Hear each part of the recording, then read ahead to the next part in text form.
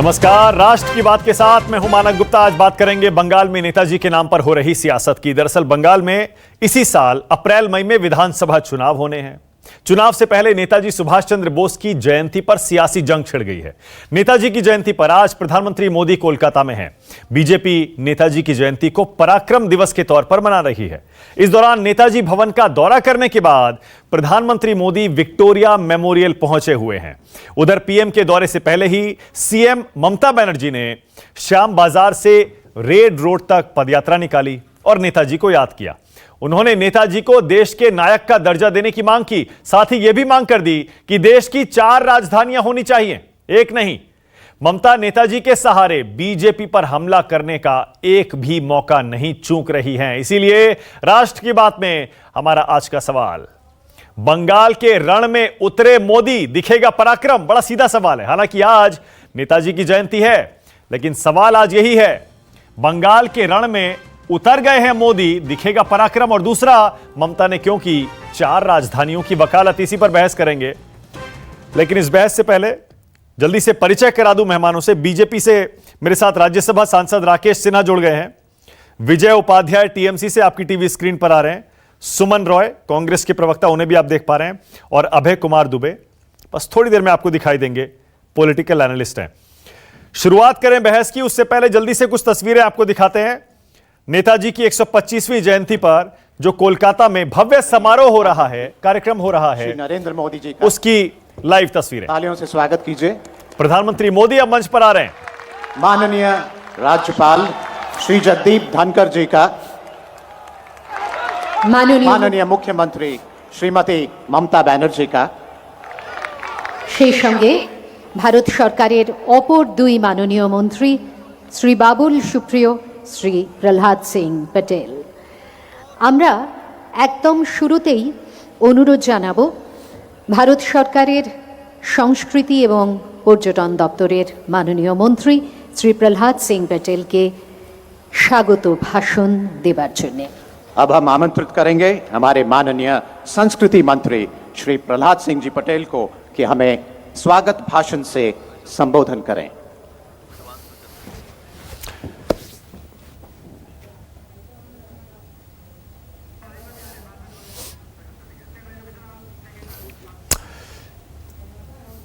तो इस कार्यक्रम पर हमारी नजर भी रहेगी, लेकिन बहस की शुरुआत करनी पड़ेगी।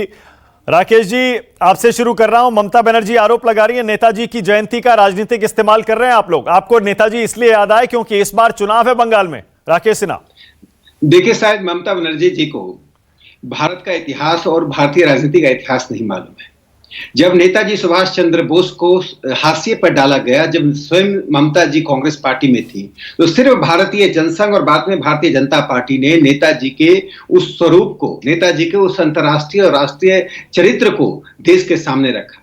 नेताजी के प्रति राष्ट्रीय स्वयंसेवक संघ की विचारधारा की अटूट आस्था, कोई कहता है नहीं है तो मुझे लगता है उसे भारतीय राजनीति का ज्ञान नहीं है।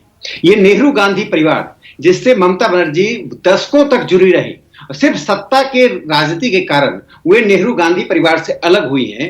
वह परिवार हमेशा ही सुभाष चंद्र बोस को हाशिए पर डालता रहा, जवाहरलाल नेहरू। और जिस प्रकार से ममता जी को यह भी बताना चाहिए कि त्रिपुरी कांग्रेस 1939 में सुभाष चंद्र बोस, जो कि इलेक्टेड कांग्रेस प्रेसिडेंट थे, जिन्होंने कि उस वक्त पट्टाभी सीतारमैया को हराकर चुनाव जीता था, उन्हें क्यों हटना पड़ा? उस ऐतिहासिक घटना के प्रति ममता बनर्जी की क्या राय है, ये देश जानना चाहता है। राकेश जी, आज तो राकेश जी, ममता बनर्जी और पीएम मोदी दोनों एक मंच पर दिखाई दे रहे हैं। बड़ी दिलचस्प तस्वीर है।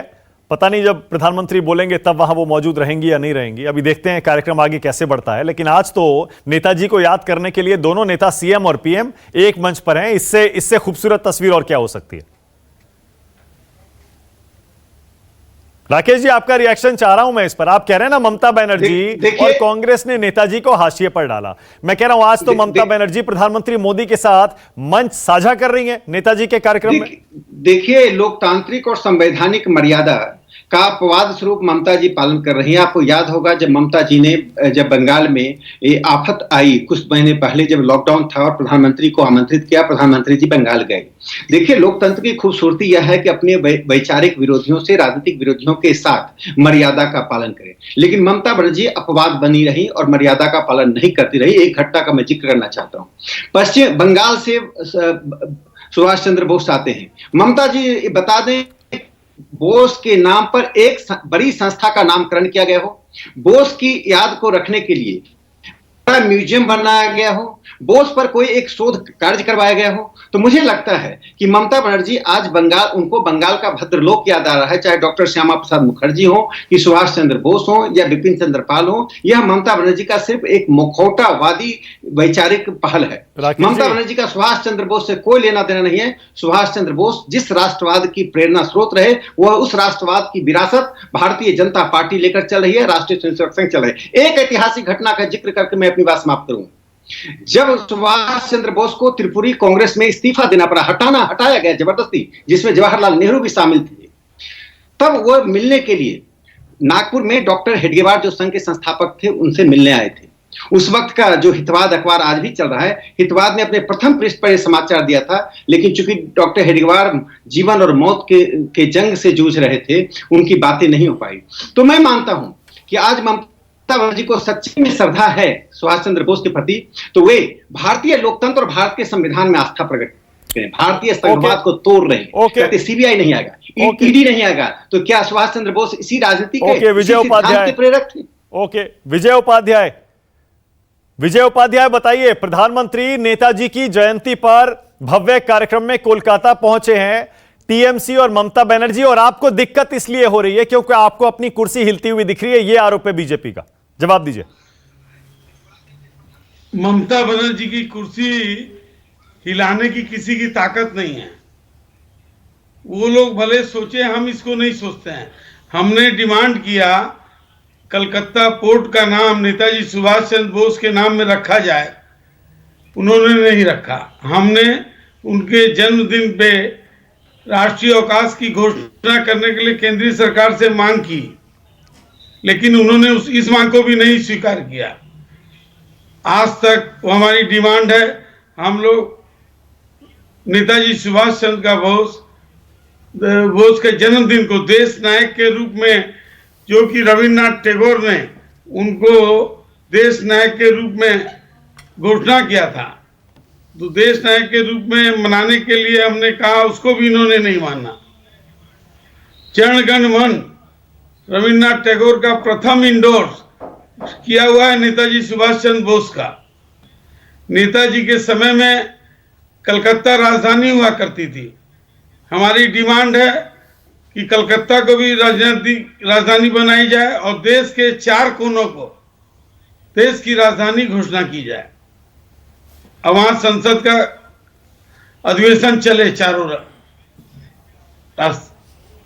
अब बताइए राकेश जी, इतनी सारी डिमांड तो कर दी नेताजी के नाम पर, वो कह रहे हैं आप ही उसको पास नहीं होने दे रहे। करिए, बनाइए 4 राजधानी, बताइए कोलकाता को राजधानी। देखिए, मैं तो जो सवाल पूछा, नेताजी के नाम पर को देश नायक, जो व्यक्ति देश के हृदय में बसता है, हृदय का नायक हो, एक एक भारतीय का प्रेरणा स्रोत हो, सिर्फ ममता बनर्जी की प्रेरणा स्रोत नहीं है। यदि ममता बनर्जी के प्रेरणा स्रोत होते तो ये 4 राजधानियों की मांग नहीं करते। भारत के संविधान पर सीधा हमला ममता बनर्जी कर रही है, भारत की संप्रभुता को तोड़ना चाहती हैं। आप बताइए, दुनिया के किस देश में 4 राजधानियां हैं? कोई जो घोर संघीय व्यवस्था है, कनाडा और अमेरिका, यूनाइटेड स्टेट, वहां भी 2 राजधानी नहीं है। आप कहते हैं 4 राजधानियां हो और कहते हैं हम नेताजी के साथ चलना चाहते हैं, कोलकाता को राजधानी बना दो। अरे कोलकाता तो एक बिजनेस कैपिटल था, और क्या कर दिया आपने कोलकाता को? जूट उद्योग से लेकर सारे उद्योग को बंद करके ऑलराइट, सुमन रॉय, सिर्फ जिहाद का उद्योग ममता बनर्जी चला रही हैं।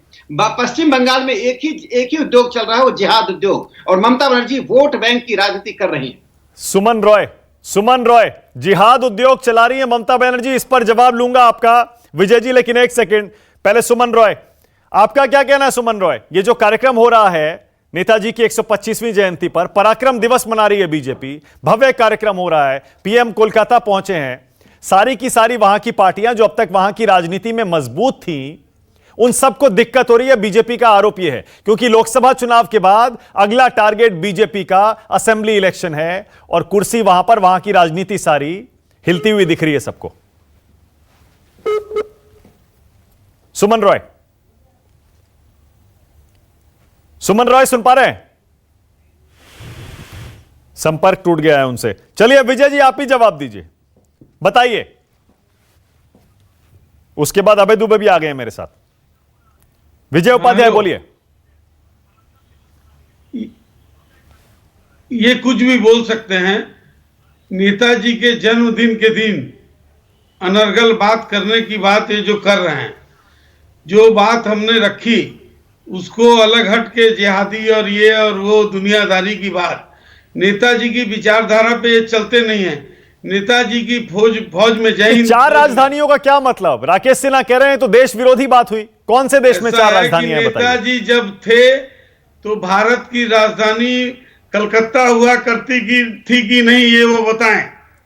तो हमारी डिमांड क्या खराब है? हमने अगर ममता बनर्जी ने डिमांड किया है कि देश के चार कोनों में चार राजधानी बना दो, वहां संसद भी चले, क्या असुविधा है?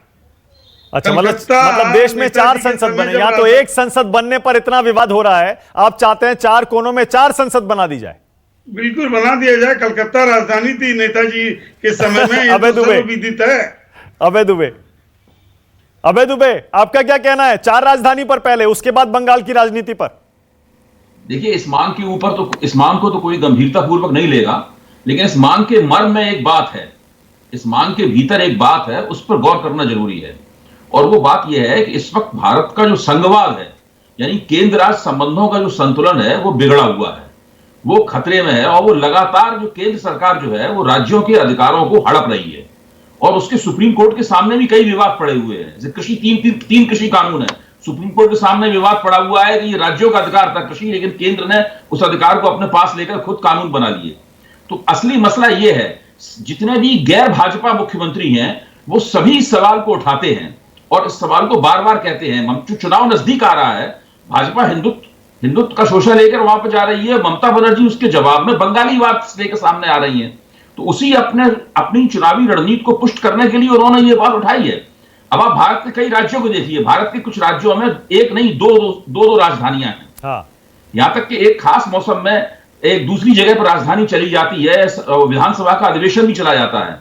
तो ये अपने आप में ऐसी कोई विचित्र बात नहीं है, लेकिन केंद्रीय स्तर पर ऐसा होना चाहिए। इस बात को कोई गंभीरता पूर्वक नहीं लेगा, मैं आपकी इस बात को मानता हूं। हाँ। लेकिन असली मसला जो है, जिसपे ममता बनर्जी बहस लाना चाहती हो, जिसपे हम सब लोगों को बहस करना चाहिए, उनके शब्दों पर न जाके बहस करना चाहिए केंद्र राज्य संबंधों के प्रश्न के ऊपर। हाँ। और बंगाली अस्मिता का मसला उठा रही है ना ममता बनर्जी। बंगाली अस्मिता का सवाल जो कि ममता बनर्जी भारतीय जनता पार्टी के सामने चुनौती के रूप में फेंक रही हैं। हाँ। भाजपा के सभी लोगों को बाहरी कहती हैं। वो जयप्रकाश नड्डा को बाहरी, जगत प्रकाश नड्डा को बाहरी कहती हैं, अमित शाह को बाहरी कहती हैं, कैलाश विजयवर्गीय को बाहरी कहती हैं। नहीं, ये तो लोकसभा चुनाव में भी कहती थी। अभय दुबे, ममता बनर्जी बीजेपी को, अमित शाह को, नरेंद्र मोदी को बाहरी लोकसभा चुनाव में भी कहती थी। क्या हुआ? बीजेपी 18 सीट जीत गई।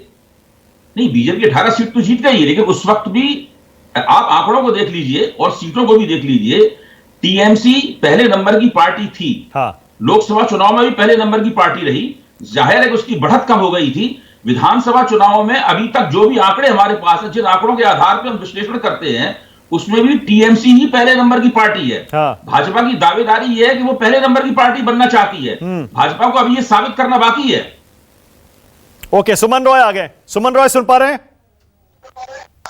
मेरा आवाज सुनाई दे रहा है? हाँ, आपकी आवाज आ रही है, आप बोलिए। आपका क्या कहना है इस पर, चार राजधानी की डिमांड पर? और दूसरा, जो बंगाल में प्रधानमंत्री नरेंद्र मोदी गए हैं, बीजेपी से राकेश सिन्हा कह रहे हैं टीएमसी, कांग्रेस, सबने नेताजी को हाशिए पर धकेला हमेशा, जब सत्ता में रहे। बीजेपी उनकी राष्ट्रवाद की विरासत को आगे बढ़ा रही है। सुमन रॉय। अच्छा लग रहा है कि कम से कम नेताजी को नरेंद्र मोदी साहब और ममता बनर्जी दोनों खींच के मैदान में लाए हैं, चुनाव मैदान में लाए हैं। ये कोई संस्कृति नहीं है। नेताजी पूरे भारतवर्ष का, हम टीएमसी के तरह बोल नहीं सकते हैं कि वो बाहर वाला है, वो अंदर वाला है। बिकॉज मैं भी एक all India organisation Indian National Congress का नुमाइंदा हूँ। मेरे लिए गुजरात का आदमी भी मेरा घर का आदमी है, नागालैंड का आदमी भी मेरा आदमी है। ओके। तो टीएमसी के भाषा में प्रयोग नहीं कर सकता, वो मेरा रुचि विरुद्ध है। हाँ। अच्छा लग रहा है कि नरेंद्र मोदी साहब और ममता बनर्जी दोनों ने नेताजी को उनके 125वीं वर्षकांड पर मैदान में खींच के लाए हैं, सिर्फ चुनावी फायदे के लिए, अपने अपने चुनावी रोटी सेकने के लिए। ये बहुत खराब चीज है। नेताजी पूरे भारतवासियों का ओके सुमन रो, मनन एक सेकंड आपको रोक रहा हूं, प्रधानमंत्री का भाषण शुरू हो रहा है, आइए सुनते हैं। नमस्कार, मैं हूं मानक गुप्ता। अगर आपको हमारा ये वीडियो पसंद आया हो तो इसे लाइक और शेयर जरूर करें, और हां, हमें सब्सक्राइब और फॉलो करना ना भूलें ताकि आप देश और दुनिया की कोई खबर मिस ना करें। तो जुड़े रहिए हमारे साथ और देखते रहिए News 24।